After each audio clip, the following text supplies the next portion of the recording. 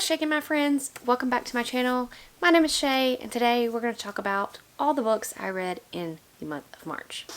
So March started out very good for me. I read 2 5-stars back to back. I was like, this is going to be the best month ever, and I was chugging along, and then I hit a bunch of books that were not my favorite, and I got into a bit of a slump, and so I didn't read as much as I wanted to in the month of March. As far as my stats go, I read a total of 4,380 pages, which is not too bad. I usually read about 5 to 5,500 pages. As far as my breakdown, I read finished a total of 10 things. I had 2 DNFs, 1 2-star, 4 3-stars, 3 4-stars, and 2 5-stars. So we are going to start with my DNFs, and the first book that I DNF'd was Hunt the Stars by Jessie Mihalik.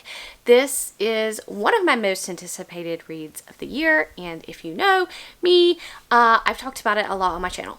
So I knew going in that it was mostly romance. The problem was in February, if you look back at that wrap up, I read 27 things, and a lot of it was romances that I necessarily didn't want to read. So I had a romance, and I just wasn't ready to get back into romance, and I didn't find myself liking this romance. This is supposed to be enemies to lovers, and they are going on a mission to go do a thing, and I DNF'd around the 25% mark. We hadn't gone and done anything yet, and it was rather boring, and I didn't really feel any connection between the characters, so I decided to put it down. The second DNF, I was just looking for things to read, and I decided to pick this up off my shelf because it had been on there for so very long, and that's going to be The Rook by Daniel O'Malley. Now listen here, I think that this would make a really awesome television show, and so I probably will watch the show. But as a book, I think I read about 20% of this, and I just did not jive with it. It was not realistic. It does have some humor elements in it. So this follows a woman who basically has amnesia. She wakes up one day in like the park, and she notices all these people around her dead, and they're wearing gloves, and she has letters in her pocket, and it's telling her, yes, you have amnesia, here's what you're going to do, you are going to assume my life, you are now in my body, you're going to assume my life. And it goes about her getting into this woman's life and kind of figuring out that there is they liken this to like the MIB. There is like magic people in the world and all of this, and she finds this out, and she takes over this woman's life. And there's some weird characters in here. There's some humor in here. I thoroughly, appreciate what was done here. I just felt like the amnesia trope was not done very well. And I know that it's a mystery, but I felt it was not done very well, so I decided at the 20% mark to put this down, but I am not ruling out watching the television show. Now I'm going to go in order from least favorite to most favorite of the month. So my only 2-star of the month is going to be Scorpica by G.R. McAllister. So this was also one of my most anticipated reads. This basically follows this civilization where females are not born anymore, and they go decades without a female being born, and then trying to figure out why is a female not born. And it's kind of like gender swapped between male and female. The females in this society are top tier, they are the leaders, they do everything, and the men are the laborers. They are basically just plowing the fields and doing all of that, and the women are in the places of power. So it follows 5 kingdoms and just how they are dealing with the women going missing, and I just felt really disconnected with the story, because even though we were following these five kingdoms, I didn't connect with any of these characters, and it felt like, again, a short story sequence because we were moving from person to person, and I didn't like all the POVs that were told, and I felt like the story was not fluid, and even when it did come all together, it didn't really tie together very well, and so I will not be continuing on. I just was very disappointed in this one. The next book I gave 3 stars to, and it's coming in at number 9, and that is going to be The Last Magician by Lisa Maxwell. So this was one of my most anticipated reads of the year. I put this on my series to read in 2022, and I appreciate what this is doing. This has basically follows this magical girl. She is a thief. She can go back in time, and she has been told to go back in time and steal an artifact that is going to release the magic people from their prison. So they are basically stuck on this island. There's a barrier around it and they cannot get off. And so she is sent back in time to find this artifact so that she can bring it back to present day so that they can release this barrier and get off the island. And most of the time we are spent in the past. And I really enjoyed the characters in the book. I loved it. However, this book is super long and it was a lot more pages than it needed to be. This could have been cut down by like 200 pages. The story meandered, and then when I was looking up to see if I wanted to continue on in the series, spoiler alert, I don't. The books only get longer, and then the reviews were like, it's just meanders, there's no plot, you don't get anything until like the 75% mark. And I'm like, no thank you. But I appreciate what the story was doing. It's just not one for me. Coming in at number 8 is an arc that I had for review that I've been meaning to review for 5,000 evers, and that's going to be Iron Widow by Zirin J. Zhao. So I was really looking forward to this book. I had heard a lot of positive things, but I have some not so positive things about it. I did rate it 3 stars. I felt it was fine, but I wanted a little bit more from it. So this is following a world where there is a war going on. There is an alien race, and then there are these mechas that Zetian and her people fight against the aliens. So, but it runs on like soul magic. So you have the male that is the pilot, and then the female a concubine has to pilot it with them, but basically she's not the pilot. The mecha like lives off her soul energy, and most of the time that concubine will die because the battle, it sucks all of her soul away, something of the nature. But anyway, the concubines wind up dying, so the males also are victorious, and the concubines die. And so Zetian, she has grown up, and her sister was one of the concubines that has died, and she vows to take revenge and for her sister, and she vows to make these injustices against women go away. So she volunteers to go be a concubine for these men that pilot these mechas, and I had a few issues. So the main plot of the story that we start out with, that she is going to avenge her sister, that is solved fairly quickly in the story. And then my problem is this. So the whole story kind of revolves around Zetian and her women empowerment and trying to kick men off their pedestal. But when Zetian goes and she's with all these other women, and she just treats them like crap. Like, she is treating these other women like crap, and I don't buy that.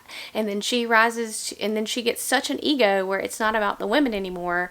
It's about only herself, and I didn't jive with that. There is a polyamorous relationship in here. That was fine. I just didn't jive with the way that the story went. I felt like it wasn't any longer about women empowerment. It was about Zetian and her ego, and I nicked that. I didn't care for it. I will not be continuing on with that series. Another 3-star and another sort of disappointment for me, and that's going to be Small Favors by Erin A. Craig. I loved her other work, House of Salt and Sorrows, and I was really looking forward to this one. The cover is beautiful. It's actually a horror novel, but it just did not do mine. It's a Rumpelstiltskin retelling. She lives in this village with her family, and basically she's surrounded by woods, and people go into the woods, of course, because they need to go supply runs and get to the nearest town, and they're constantly being killed and all of this stuff, and they're trying to figure out what happens. And there was no, I mean, it's supposed to be like a horror mystery, but first of all, there was no mystery. I knew from the beginning what was happening in this book, and to me, it was not scary, it was not horror, it was not anything. I did not jive with this story. So I'm hoping that I will jive with whatever she puts out next. I will still read it. The next book that I rated 3 stars, and this was slightly a disappointment, was Shadow Black by Sebastian de Castel. So I read Spellslinger, I believe, in December. I rated 5 stars. I loved it. I can't talk too much about this. This is a sequel. but it still follows Kellen, but it's kind of like a separate mystery from what he's been dealing with. So it does tie back, but it's just kind of a separate mystery, and that's kind of what drive me. I just didn't care for the mystery that was in this book, so I don't know if going forward these books are going to go into mystery, each kind of mystery. I hope not. I hope, but who knows? I don't know. I'm still going to continue on, but again, it was not my favorite. I did rate the first one 5 stars, and now I am rating the second one 3 stars. And into my 4 stars, coming in at number 5 is going to be Never Saw You Coming by Erin Hahn. This is a book I had as an ARC that I never got around to. I think it came out in September of last year, but I decided to touch back into romance a little bit with this book, and I'm happy I did. I think it tackled some very good topics. So this follows our main character, who basically has just, her life has been turned upside down. Her father, she finds out, is actually her stepfather and not her real father, and they've kept the secret from her. Her real father died like before she was born, and so she finds out that she has this other family out there, and she's mad at her parents because they never told her, and then she goes and whisks away and goes to this other town to meet this other side of her family, where she meets this boy who's also going through some things, and it's kind of really interesting, and it really if you don't like religious books, I would steer clear of this, because it really tackles like what it means to be religious, because she grew up in this very strict religious household where you couldn't cuss, you couldn't do anything, no sex before marriage, it was a sin, you're a terrible person. Like, so every time she does something that she deems as that her mama would deem as not great, she thinks of herself as a terrible person. And it was really interesting to read about, and it did tackle some tough topics. I did give it 4 stars. I did overall enjoy this book. Coming in at number 4 is going to be White Knight by Jim Butcher. So I did continue on with the Dresden Files. I'm going to continue to go on with the Dresden Files. This was, of course, I can't talk about this too much, but we're following Harry Dresden, and we are going on some more adventures with him. And there was one portion in this book that bothered me, as far as his male gaze and the way he talks about women. But other than that, it was fairly tame compared to the rest of his books. So I will continue on. I am still enjoying this series. Hope to continue on soon. Coming in at number 3, I read The Bonjour Daughter by Andrea Stewart. So this is such a unique story and a unique magic system that is very intriguing to me, and for some of the book I wasn't really diving with it, and then at the latter half of the book it really redeemed itself, and I really found myself enjoying it more. So this follows our main character. Basically, we're in a society where these bone shard creatures exist. They're called constructs, I believe, and they basically cut everybody in society to bone out of their body, and they use that bone to create these beings that can do whatever you want them to do. And so basically they're making these constructs into military spies, that kind of thing, to look after the empire. But the kicker is, if your bone shard gets used, you slowly die. So it's so interesting, and our main character basically is going to inherit the kingdom from her father when her father dies. But she has a stepbrother, and they're basically have to do different tasks to earn keys to the castle. And so whoever's earning the most keys, I guess, is who wins the empire when he dies. That's all I'm going to say, but we followed multiple characters in multiple different POVs, and I enjoyed all of them. I really felt like the story was really great after the 50% mark. I will continue on. So there is an animal companion in here that I really enjoyed, and I do plan on continuing on and reading the next book soon. Now to my 5-star reads, which I read back to back at the beginning of the month, and coming in at number 2 for one of my favorite books of the month is going to be 1,000 Splendid Suns by Colette Hussaini, who is shocked and surprised. So this is not my genre. I do not read it, but I love Colette Hussaini's works. I absolutely positively adore this. And this is just, you know, a story of war and a story of perseverance. And I'm not going to go too much into detail about this, but I truly enjoyed it. I cried in here. There are some very, very tough moments in here. Trigger warning for domestic abuse. And this book really, and rape, by the way, definitely don't read this if that triggers you. But this brought me to tears, and it just made me realize that I continue to love Colette Hussaini, and I will read anything he writes. Fantastic book. Highly recommend. And coming in at number 1, my favorite book, that's going to be Engines of Empire by R.S. Ford. So this book took me by a lot of surprise. This is a chunker.